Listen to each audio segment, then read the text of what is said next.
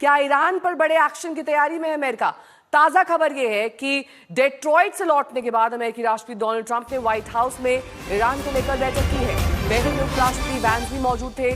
सूत्रों के हवाले से खबर है कि बैठक में ट्रंप को ईरान की स्थिति के बारे में जानकारी दी गई और अमेरिकी प्रतिक्रियात्मक उपायों पर चर्चा की गई। इससे पहले ट्रंप के बयान से ईरान में सुगबुगाहट तेज हो गई है। ट्रंप ने ईरान के सत्ता विरोधी प्रदर्शनकारियों को देशभक्त बताते हुए कहा कि मदद रास्ते में है। ट्रंप ने इसका मतलब तो नहीं समझा, लेकिन साफ कहा कि हालात के मुताबिक कदम उठाएंगे। ट्रंप के इस बयान को अमेरिका के संभावित सैन्य एक्शन के संकेत के तौर पर देखा जा रहा है। अमेरिका के इस रुख पर रूस ने प्रतिक्रिया दी है। रूस ने कहा है कि ईरान में सैन्य एक्शन स्वीकार नहीं। ईरान जल रहा है।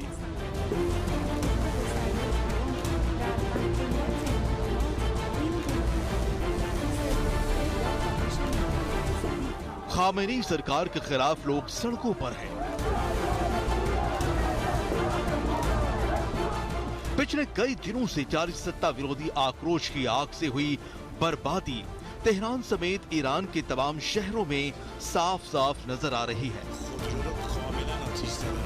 लेकिन ईरान में बर्बादी अभी बाकी है, क्योंकि दुनिया के सबसे ताकतवर मुल्क अमेरिका के राष्ट्रपति डोनाल्ड ट्रंप ने दे दिया है बड़ा संकेत। ईरानी प्रदर्शनकारियों से सरकार विरोधी प्रदर्शन जारी रखने और संस्थानों पर कब्जे की अपील करते हुए ट्रंप ने कहा है कि प्रदर्शनकारियों के लिए मदद आ रही है। Iranian patriots keep protesting, take over your institutions if possible, and save the name of the killers and the abusers that are abusing you. You're being very badly abused. If the numbers are right now, I hear 5 different sets of numbers. I hear numbers, look, 1 death is too much. But I hear much lower numbers, and then I hear much higher numbers. But I say save their names because they'll pay a very big price. And I've canceled all meetings with the Iranian officials until the senseless killing of protesters stops. And all I say to them is help is on its way. You saw that I put tariffs on anybody doing business with Iran. Just went into effect today. And I say make Iran great again. You know, it was a great country until these monsters came in and took it over. लेकिन Trump की मदद रास्ते में है वाले बयान का क्या मतलब है? किस तरह की मदद?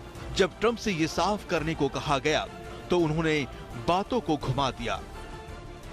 Iran this morning that help is on the way for protesters. What did you mean by that? What kind of help? You're going to have to figure that one out. I'm sorry. बाद में Maryland के joint base Andrews में media से बात करते हुए Trump ने कहा कि हालात के मुताबिक वो एक्शन लेंगे। On my mind, when I see the kind of death that is happening over there, we think. So we're going to get some accurate numbers. I'll have it in about 20 minutes. We'll get some accurate numbers as to what's happening with regard to the killing. The killing looks like it's significant, but we don't know yet for certain. I'll know within 20 minutes. So, and we'll act accordingly. इस बीच ईरानी सरकारी television में प्रदर्शन से Tehran में हुई बर्बादी का video जारी किया है, जिसमें जलती हुई इमारतें, जली हुई गाड़ियां और बैंकों में तोड़फोड़ का मंजर दिख रहा है। एक ईरानी अधिकारी के मुताबिक प्रदर्शन के दौरान करीब 2000 लोगों की जान जा चुकी है, जिसमें 1850 प्रदर्शनकारी थे। प्रदर्शन और बर्बादी की इन तस्वीरों के बीच बड़ा सवाल यही है कि ईरान में आगे क्या होने वाला है, खासकर ट्रंप क्या करने वाले हैं। आज तक ब्यूरो। ईरान को लेकर ब्रिटिश मीडिया ने दावा किया है कि वहां पर कुल 12,000 लोगों की जान जा चुकी है।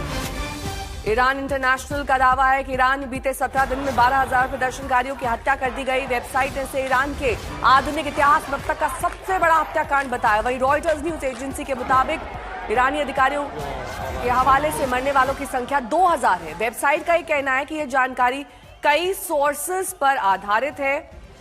इस डेटा की कई लेवल पर जांच की गई और सख्त प्रोफेशनल स्टैंडर्ड्स के मुताबिक पुष्टि के बाद ही इसे जारी किया गया। ज्यादातर मारे गए लोग 30 साल से कम उम्र के थे।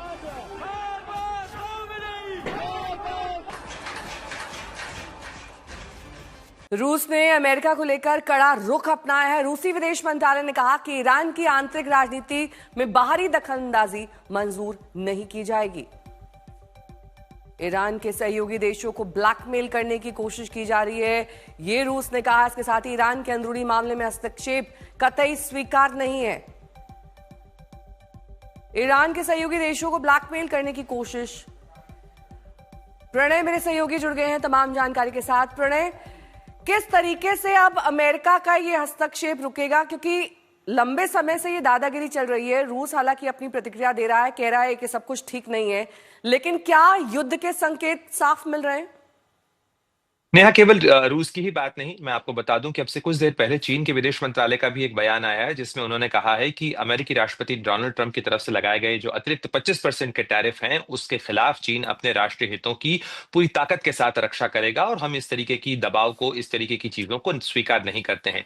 जाहिर तौर पर यह चीज बताती है कि एक नया टकराव का मोर्चा जो है वो ईरान के अंदर खड़ा हो रहा है। केवल ईरान की सरकार बनाम अमेरिका ही नहीं है, बल्कि जो अन्य देश हैं जो कि ईरान के साथ व्यापार और कारोबार कर रहे हैं, उनके लिए भी एक नई चिंता या कहा जा सकता है नया तनाव खड़ा हो रहा है अमेरिका के साथ में।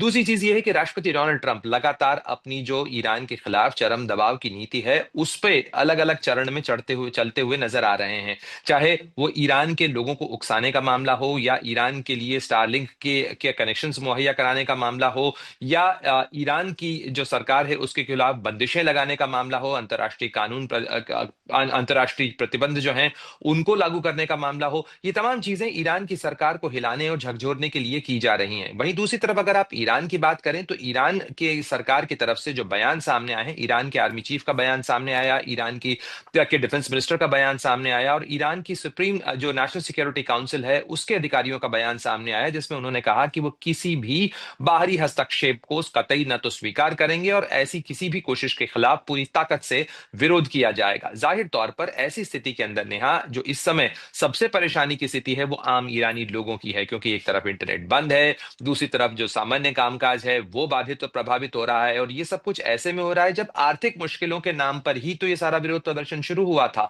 आर्थिक मुश्किलें इन तमाम बंदिशों के कारण, इन बंद के कारण, इन स्ट्राइक्स के कारण और ज्यादा बढ़ती हुई नजर आ रही है ईरान के लोगों की। तो ऐसे में अब ये देखना होगा कि क्या राष्ट्रपति डोनाल्ड ट्रंप सीधे सैन्य हस्तक्षेप करके सत्ता बदल करना चाहेंगे, या वो केवल वैसा ही दबाव बनाएंगे जैसा इससे पहले 2022 में या 2019 में भी बनाया गया था ईरान के खिलाफ। ठीक है, बहुत बहुत शुक्रिया इस तमाम जानकारी के लिए।